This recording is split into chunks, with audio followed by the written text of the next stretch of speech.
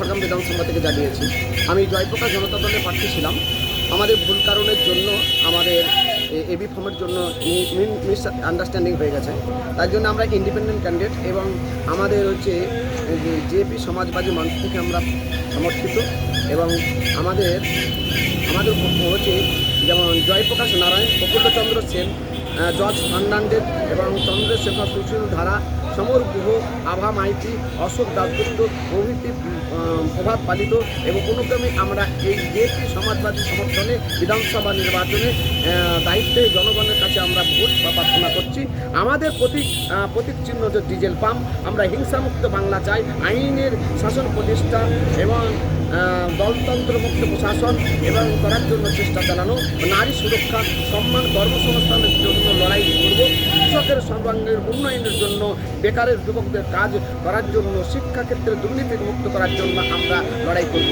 সেই জন্য আমরা জনসাধারণকে আমাদের জেপি সমাজবাদী এবং মঞ্চের থেকে ও ডিজেল পাম্পের চিহ্নে ভোট দেওয়ার জন্য মানিক কুমার দাসকে এবং বড়ুয়া এবং সালার এবং আমার নবগ্রাম বিধানসভার এবং আমি খড়গ্রাম বিধানসভার প্রার্থী।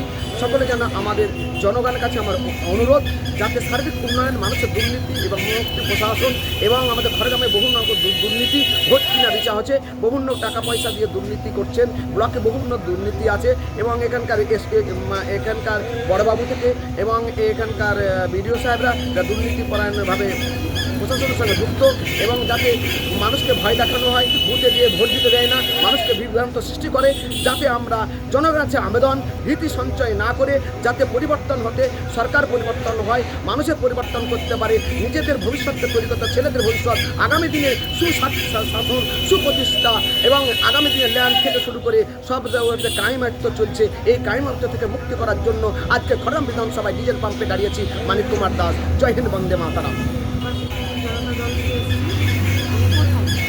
আপনার লক্ষ্য কি?